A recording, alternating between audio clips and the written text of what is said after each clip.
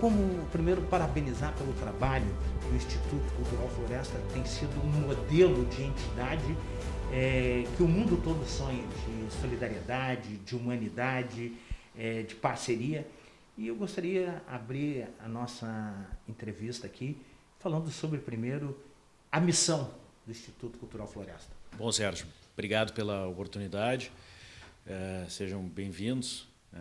Primeiro, gostaria de complementar, né, bem colocasse, o Instituto Cultural Floresta é uma entidade sem fins lucrativos, foi criada em 2016 para 2017 por um grupo de amigos, né, um grupo pequeno de amigos, com o objetivo de desenvolver projetos voltados para a área de educação, de melhoria na qualidade do ensino público. Esse era o objetivo inicial do Floresta. Acabamos ali durante o ano de 2017 nos envolvendo com uma outra iniciativa que era uma pandemia de violência, de criminalidade aqui no Rio Grande do Sul. Fala da segurança. Da segurança pública. E ali nós acabamos tendo uma ação muito forte que culminou em 2018 com uma série de doações e com a aprovação da Lei de Incentivo à Segurança, a lei para equipar os órgãos de segurança pública. Bom, e falar um pouco sobre também a história desses 4 anos, que é uma história emblemática de solidariedade e um braço social forte do governo, atuando principalmente em áreas que o governo tem grandes dificuldades, como a segurança e a educação. É verdade, a gente tem atuado nessas áreas. Começamos com a área de segurança, seguimos atuando na área de segurança e começamos recentemente esse trabalho também voluntário focado na área da saúde em função da pandemia e do coronavírus, da Covid. Mas tu colocasse, né, como um braço do governo, eu não diria como um braço do governo, eu diria mais como... Um braço da sociedade. Um braço da sociedade, sim, tentando evitar que o governo fique lançando seus braços em áreas onde não deveria, ou de forma que, em função de uma série de problemas jurídicos e conjunturais, de burocracia, excesso de leis muito confusas, acabam engessando processos que deveriam ser simples, como de aquisição de equipamentos, tanto de segurança para as polícias como para a área da saúde, e isso torna ineficiente, torna o processo moroso, caro, às vezes não muito transparente, dá margem para todo tipo de desvio ou mau uso do dinheiro dos pagadores de impostos. Então, o nosso objetivo é demonstrar que o governo não deveria estar agindo ou atuando em algumas frentes, ou sim, essas frentes poderiam ser simplificadas, né, ter seu processo legal. E melhores geridas, né? Para gerir melhor o recurso, né? Bom, e na chegada da pandemia do coronavírus Covid-19, vocês também tiveram que mudar um pouco o foco de vocês. Como é que está sendo essa experiência em relação à saúde? Bom, a chegada da pandemia nos pegou de surpresa no que diz respeito ao Instituto Cultural Floresta. Todos que atuam no Instituto, ou que atuaram, tanto no conselho, na diretoria, ou amigos que não estão vamos dizer assim, na nominata do Instituto, mas que têm muito carinho pela entidade, ajudam e participam bastante. Estão atuando direto ou indiretamente? Todo mundo tem as suas vidas, né? Sua família, suas empresas. Eu tenho minha família, meus filhos, a empresa. Estamos aqui agora, num horário que eu deveria estar dedicando para assuntos profissionais, mas nós acabamos dedicando muito desse tempo para o trabalho voluntário através do Instituto, e nos pegou de surpresa porque foi no final de semana de março, ali no sábado 14, domingo 15 de março, que poucos dias antes do início do lockdown, né, algumas pessoas começaram a telefonar, conversar e buscar formas de ajudar, e criando grupos de WhatsApp com muitos médicos, amigos, enfim. E várias pessoas começaram a demandar, olha, por que não Floresta centralizar essas iniciativas, essas ideias? Ser mais uma vez protagonista. Em 2 dias nós estávamos com a plataforma de doações de crowdfunding no ar, que já recebeu milhares de acessos e e doações. Algumas empresas querendo ajudar. Enfim, uma semana nós estávamos com um grupo de voluntários atuante, vários grupos de WhatsApp, adquirindo produtos da Coreia, da China mesmo, importando já, organizando distribuição de EPIs para hospitais. Então foi um trabalho muito rápido e muito bacana. Bom, em relação, especificamente na pandemia, vocês têm atuado com a EPI, que é Equipamento de Proteção Individual. Como é que tem sido essa experiência? Porque os outros estados estão numa dificuldade, estão comprando e não está chegando material, ou está sendo uma sobretaxa muito grande? Como é que tem sido essa experiência para vocês comprarem bem e chegar o material? Essa questão está muito relacionada à ideia do nosso trabalho para a área de segurança, né, que nós conseguimos demonstrar naquela ocasião que a iniciativa privada tem melhores condições de adquirir qualquer bem, qualquer produto do que o Estado, em função da burocracia que existe, né? Não é culpa de um governo, ou deste governo, ou do anterior. Isso é um processo que já vem por décadas, décadas e décadas, que é conhecido no Brasil. Então, nós conseguimos começar muito rápido a cotar itens, buscar fornecedores, desenvolver fornecedores e importar equipamentos. E atuamos em 3 frentes, né? A frente de aquisição de equipamentos de proteção individual, os EPIs, a compra e a busca de respiradores, que nós sabíamos que seria um item muito demandado, e tivemos muita dificuldade para comprar respiradores. Que hoje é a dor de cabeça em todo mundo, né? É a dor de cabeça em todo mundo. Existem vários questionamentos, inclusive se o respirador é mesmo o item correto, mas aí entra num aspecto médico, técnico, não é a minha área, não cabe a mim discutir a respeito disso, mas o fato é que naquele momento, no meio de março, nós sabíamos que haveria escassez de equipamento de proteção individual, escassez de respiradores, e nós sabíamos que um eventual fechamento da atividade econômica causaria um desemprego em massa e acabaria faltando comida na mesa da pessoa mais necessitada, na ponta, que talvez nem fosse atingida pela pandemia da saúde no primeiro momento, mas antes do vírus chegar, a pandemia da economia, chegaria a fome. Então, nós corremos para trabalhar na compra de respiradores, de EPIs e cestas básicas. Bom, em relação a partir de que valores as pessoas, as empresas contribuíram e chegaram a um montante de quanto, Paulo?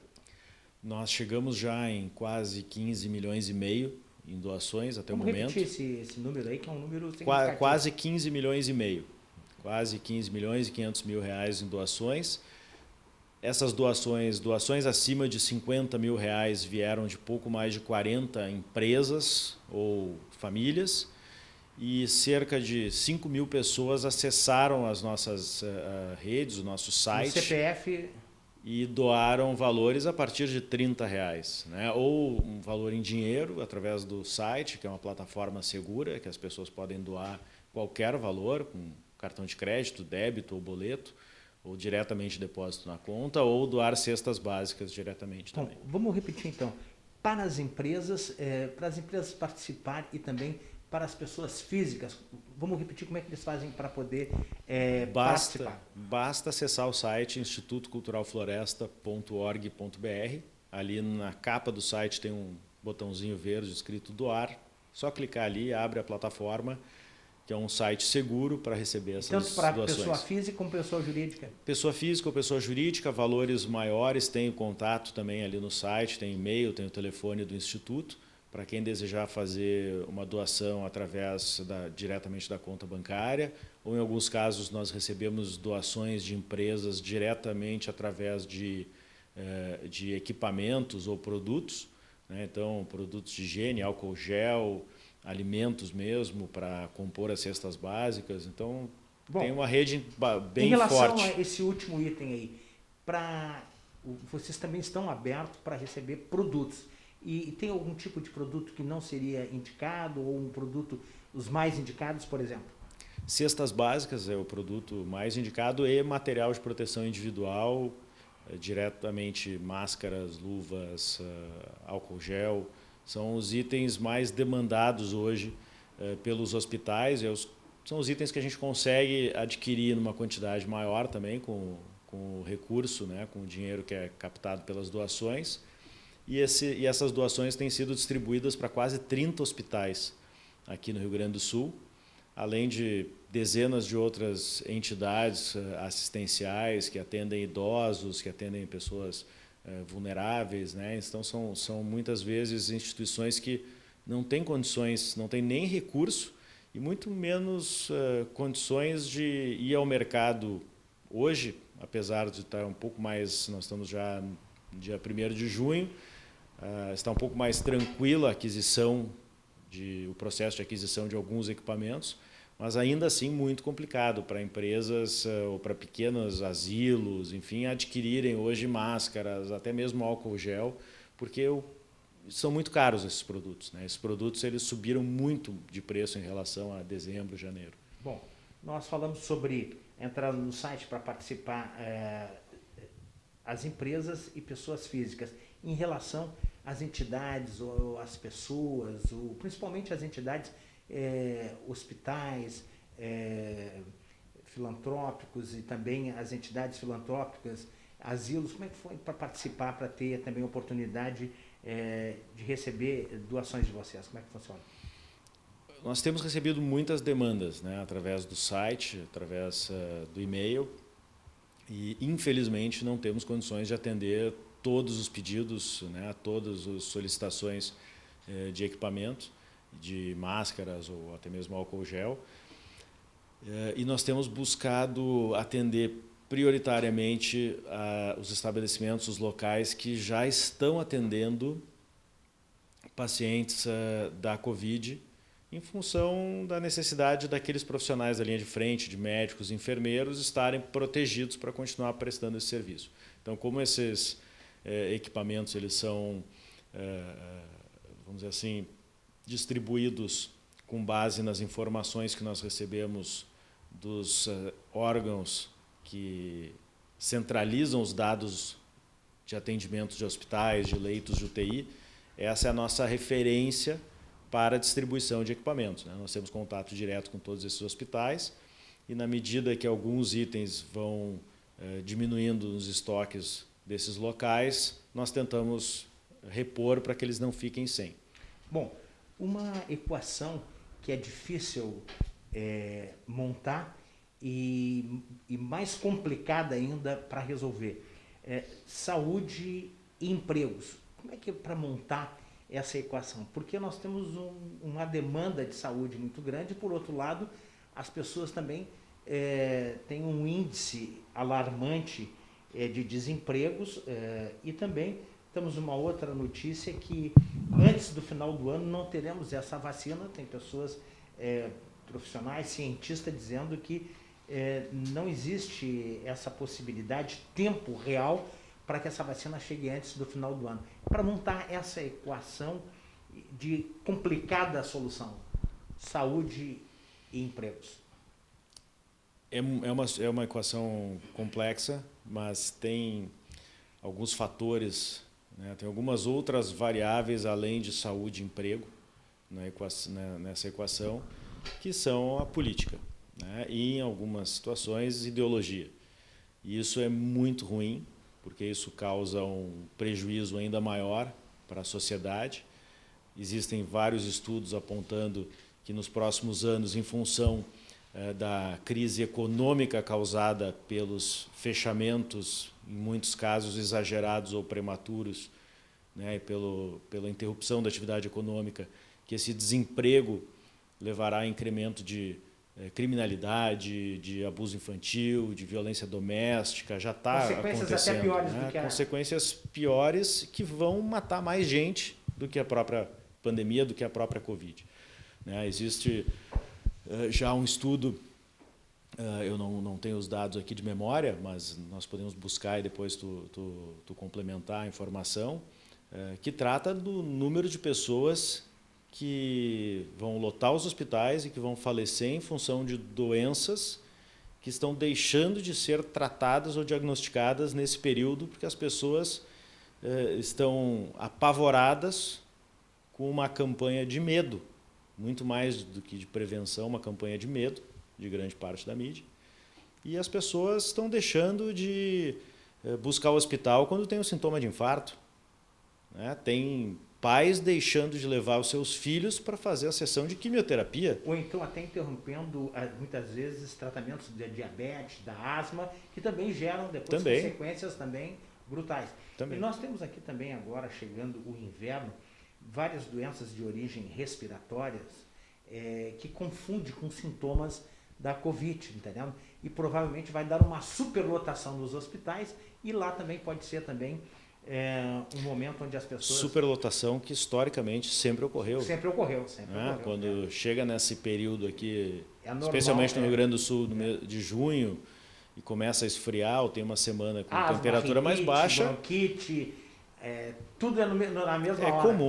Exatamente. É comum, nós tínhamos, todos os anos nós estamos acostumados a ver reportagens mostrando as emergências cheias, com as mães, com as crianças no colo, precisando fazer nebulização. Isso vai acontecer. Talvez muitas crianças até passem mal e tenham algum agravamento, porque o pai e a mãe podem ficar com medo de ir para o hospital e acontecer algo pior. É verdade. Em relação aqui, para nós fecharmos assim, a emoção como fundador, de ver esse protagonismo do Instituto Cultural Floresta como um braço social da sociedade, como primeiro eu anunciei como do governo, mas o correto seria um braço social da sociedade, que tem sido um exemplo não só para os gaúchos, mas para o Brasil. Nós sentimos muito orgulho, eu particularmente sinto muito orgulho de ter um grupo de amigos que se dedica tanto para o Instituto, além da sua diretoria, né? Mas é importante citar aqui os diretores, o Leonardo Fração, o Carlos Eduardo Viana, o Jacques Soares, né? O Vladimir Michuk, são diretores do Instituto Cultural Floresta, mas temos dezenas, centenas de amigos que nos ajudam e que permitem que essas ações sejam realizadas. E todos têm um DNA de empreendedorismo, são empresários. E por muito tempo o empresário foi visto como uma pessoa, uma entidade, uma empresa que visava lucro. E hoje ela está mostrando o outro lado, num momento de estender um braço social, de solidariedade, de humanidade, isso graças ao empresário, porque as outras entidades que tinham um complexo e que levavam a fama de boazinha, estão hoje só recebendo, né?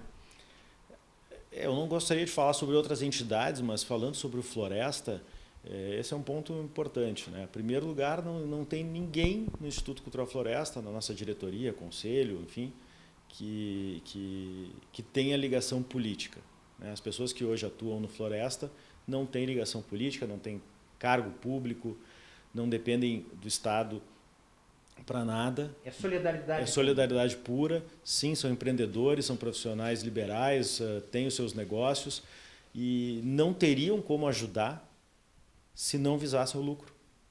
Se o empresário não tiver resultado daquilo que ele faz, do seu trabalho, do seu dia a dia, se ele não tiver lucro, ele não tem por onde ajudar ninguém, né? Ele não consegue distribuir, ele não consegue se engajar numa ação, ele não consegue dedicar recurso para eventualmente adquirir cestas básicas para distribuir num momento crítico como esse, ele não consegue nem dedicar tempo para botar de pé alguma ação. Então esse mito, né, de que os empresários visam apenas o lucro é um mito. E o Brasil tem dado um exemplo que, por exemplo, o Bradesco, Itaú, vários bancos que eram vistos como vilão, hoje são os principais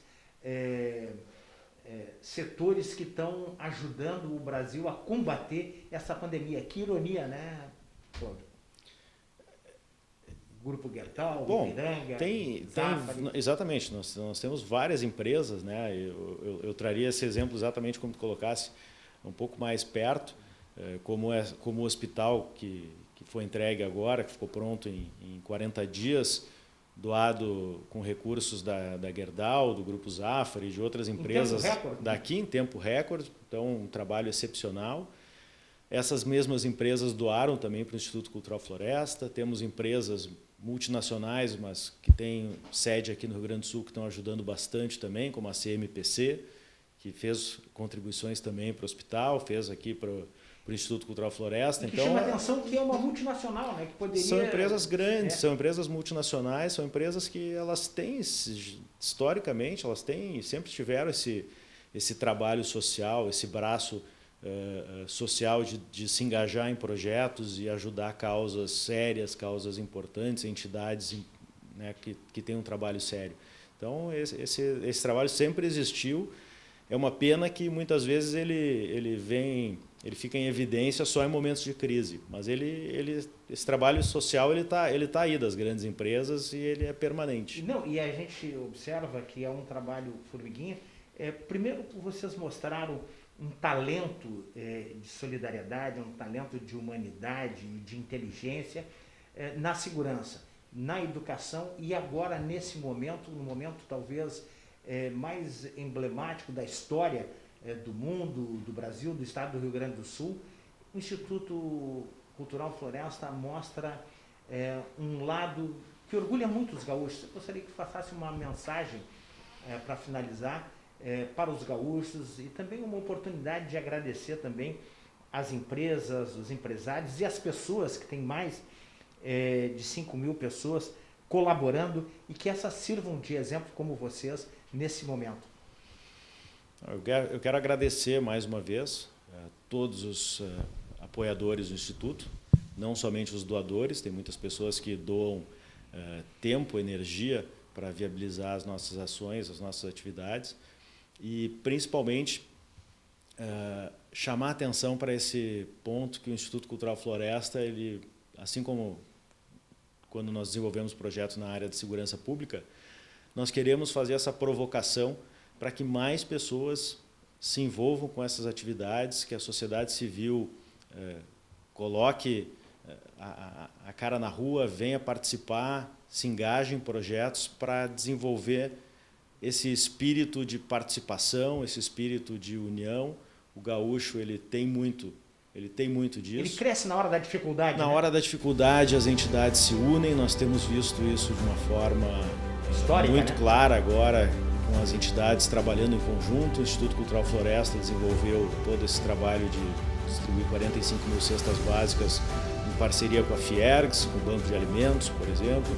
Então tem várias ações que nós podemos ainda desenvolver e que serão necessárias nos próximos meses, talvez e infelizmente nos próximos anos, em função do impacto social, econômico que nós tivemos com esses poucos meses de pandemia e de medo que foi colocado, que foi imposto aí perante a sociedade. Para as lideranças políticas, para que a gente possa também não descuidar da segunda pandemia que podemos ter, que é o desemprego. Nós precisamos mais e mais melhorar a legislação, diminuir a burocracia. Então isso vai para os nossos deputados também, um recado importante.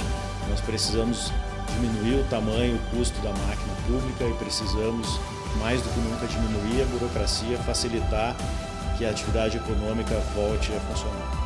Obrigado, parabéns e que sirvam as façanhas do Instituto Cultural Floresta de modelo a toda a terra. Obrigado.